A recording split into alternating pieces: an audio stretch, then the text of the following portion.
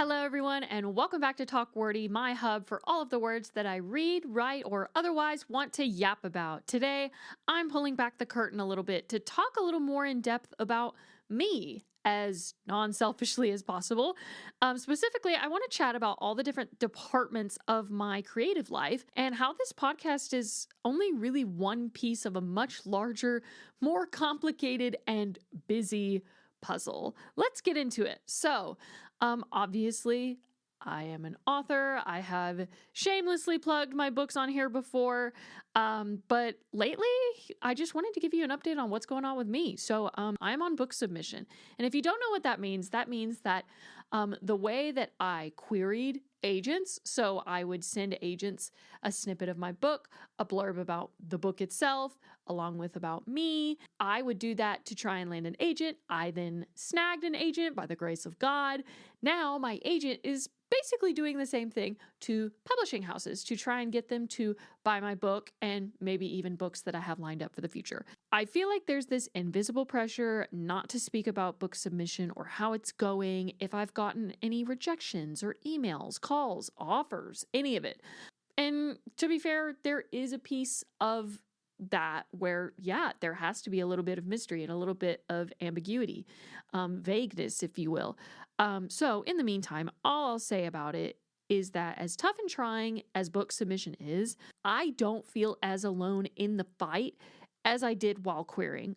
And that gives me hope. So if you're listening to this and you're on book submission, first of all, you're a freaking trooper, okay? It is not for the faint of heart. And my DMs are always open if you need someone to vent to, or if you just need somebody to celebrate you, whether you're in like the highest highs or the lowest lows. That's what I've been doing with book submission. Also in the world of authoring, November is also known as National Novel Writing Month in the writing world. And for the first time in 3, maybe even 4 years, I'm not participating in any challenges. And if you know me, that is like bizarre behavior. This is the kind of behavior that somebody may have like a welfare check on me because what do you mean Sydney is not trying to write 50,000 words in a month? As crazy as that sounds, yes, I would write 50,000 words in 1 month. Last year, I wrote 53,000 words in a month. Please don't ask me how I was doing mentally during that state. I don't remember that month at all. I was just straight steamrolling in that Scrivener doc. But this year, I'm not writing at all. This was a decision that I'd been mulling over for a while. When I'd participate in challenges, I just wasn't myself. I barely spoke to anyone, and I often canceled plans to stay at home and meet my word count goal for deadlines that were non-existent at the time, just self-imposed. I was tired and short, and it actually started to train my brain to want nothing else beyond writing time, not even human connection. My husband can attest to this. I was not a pleasant person to be around, especially because I often get sick for the fall in November, and knock on wood, today's the 16th, and I have been the portrait of health. We've even been traveling, and I low-key think that it's in part to the fact that I have not been writing so insanely. I have not been pushing my brain to the brink of oblivion.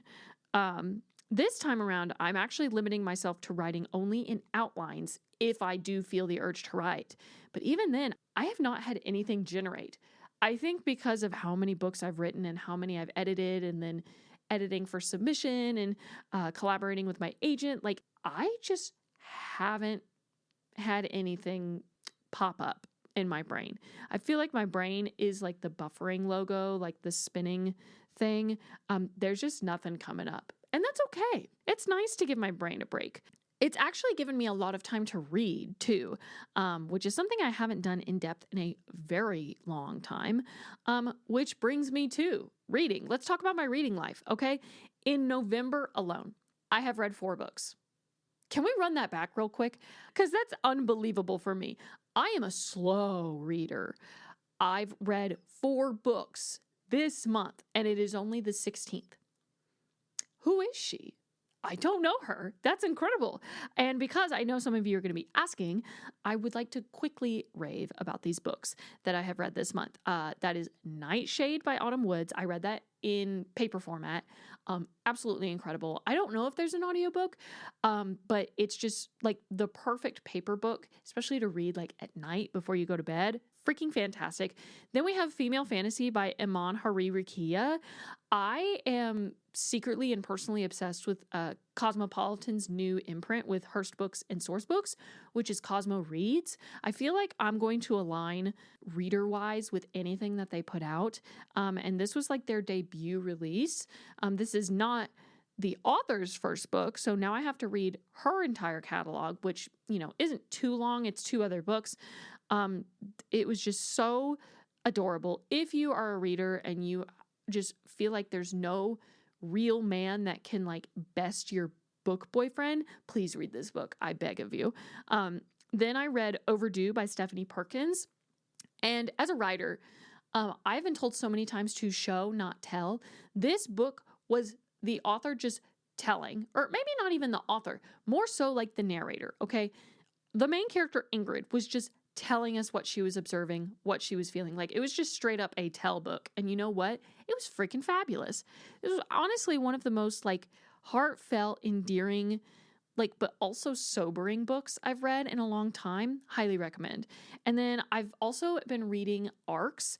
Again, I used to be a NetGalley fiend. I used to apply for ARCs all the time. And then when my writer life got busy, I would fall behind. So I stopped applying. And I have been lucky enough to have some ARCs sent my way by both traditionally published and independently published authors. And it is a dream. So I've officially reached my Goodreads goal for the year, okay? Everybody clap for me. I did it. Yeah, I have hit my goal of 30 books. And listen, I know that that's an amateur number for my veteran readers, especially for me. Last year, I read 53 books. My goal was 50. This year, I knew that I was going to be doing a lot of writing, a lot of day job work. I knew I was going to be booked and busy. So I decided to drop my reading goal a little bit just so that I didn't feel like the world was going to explode if I didn't reach my goal, because I do feel like that sometimes. And now I just get to relax for December. I could actually read a holly jolly Christmas novel or a novella or something. I think the next book I'm going to read is Good Spirits by B.K. Borison.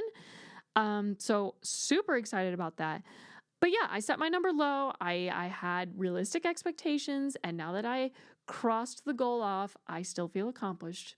And shout out to audiobooks. You saved my life. You're the reason I met my reading goal, especially because my work commute to my day job is 40 minutes one way, sometimes more, depending on traffic.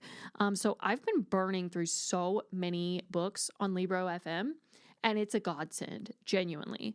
Speaking of work, because yes, I've been booked and busy. I've been a busy little bee. I want to talk about something special that's been going on in my life, and that is photography. So, fun fact, I'm also a photographer, on top of being an author and a podcaster and the bane of your existence on social media when I talk about Dancing with the Stars. I am also a photographer. So it's only fair that I start off this section with, if any of my listeners here are in the DFW area, so North Texas, and you want photos taken or you need them, I'm your girl. I do a little bit of everything. Do I want to niche down? Yes. However, any session that like comes to me and it resonates with me, whether it's families or kids, holiday, couples, weddings, good Lord, if you're getting married soon or you're eloping, please hit me up. I am down to clown. I love taking pictures. It has become such a passion project of mine. If you feel like hiring me, or if you want to just stalk my pages and my work, my website and my social handles are Sydney K Captures, SYDNEY Captures. So, portraits, seniors, couples, families. I also photographed a fellow author recently, and I cannot get over how giddy I was, how special it was to uplift someone in my same niche. I also primarily do photography and social media work at my day job. So let me just say this. When you work in social media, you reach a point where there's no joy in it. I'm not saying it stays like that. But you do have those moments where suddenly, even if you're self-employed or wanting to make yourself into an influencer or a personal brand, your boss is now the algorithm. You never really feel like the boss of yourself. The algorithm is your boss. Your analytics are quite literally acting as your performance review, and you're worried you're going to get canned on the daily. There are days that I love it, and there are days that I don't.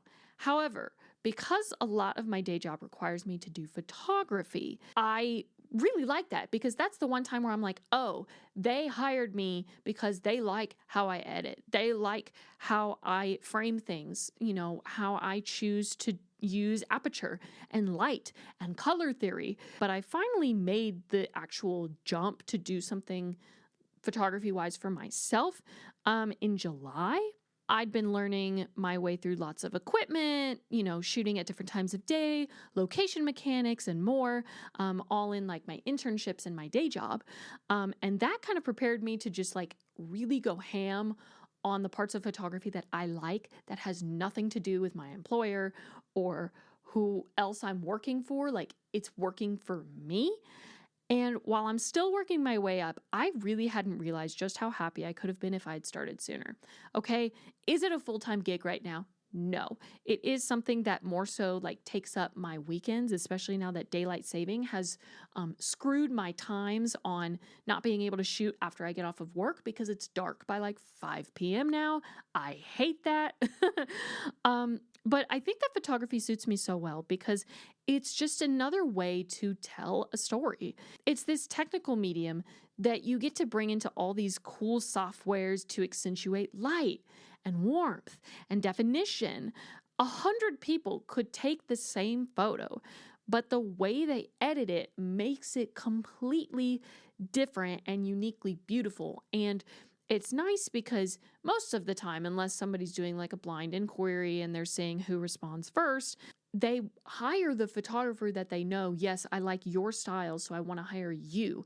It takes out so much of the BS of the process, and I just love it. So yeah, I've been a busy bee between reading books, going on sub, outlining what's next, posting on every social media platform on the planet for more than 5 different profiles. I'm tired. I'm so exhausted.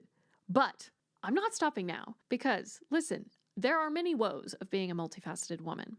I'm well aware. I'm like the poster child of those growing pains. But how fun is it to just get to flex on everybody? Oh, I'm doing this. Oh, but I thought you were doing this. Oh, yeah, I'm doing that at the same time. We're not lazy in this house. We are grinding. We are not using our 20s to make mistakes. We are using our 20s to figure out what works. So I have some exclusive Talk Wordy news for you guys. Are you ready? I am not. I am thrilled though. Talk Wordy is officially getting author guests, you guys, for the next 4 months. Can we just like pause real quick? 4 months. I am so type B. I am so type B. And I just kind of fly by the seat of my pants sometimes.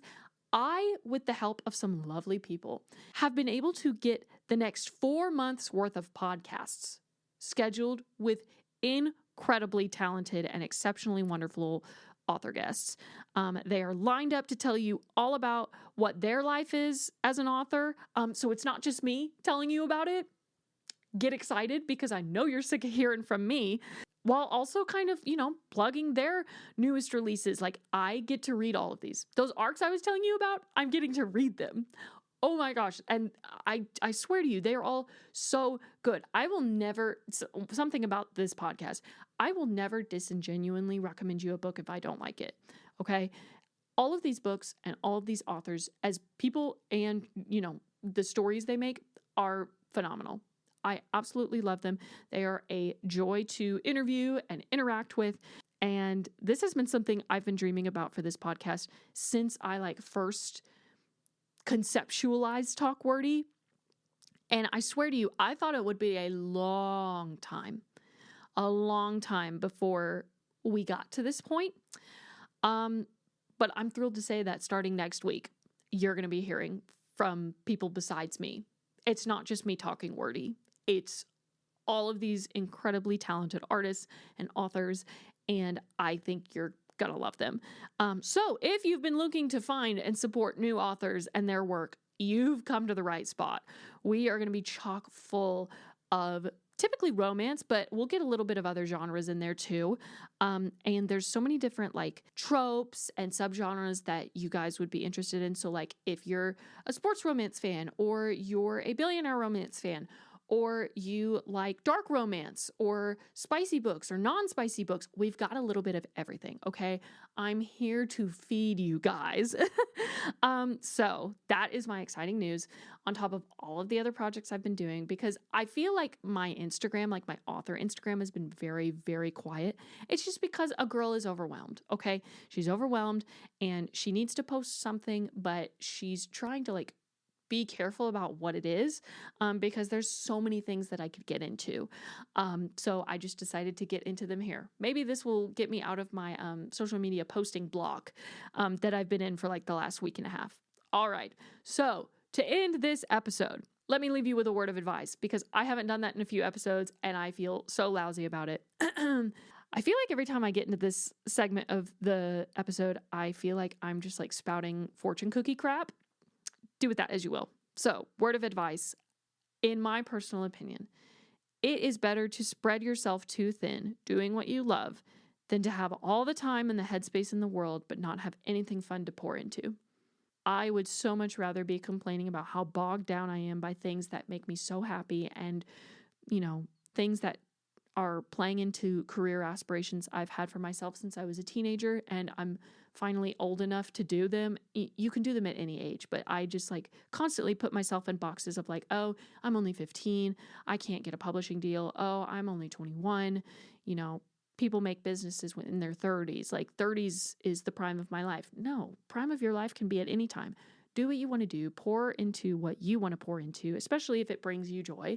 And yeah, the things that bring you joy, you can sometimes burn yourself out on if you work too hard. But again, I think in this realm, it is so much more of a blessing to be exhausted by things that bring you joy than it is to have all of this time to yourself and have no clue or no creative avenues to like use that time for.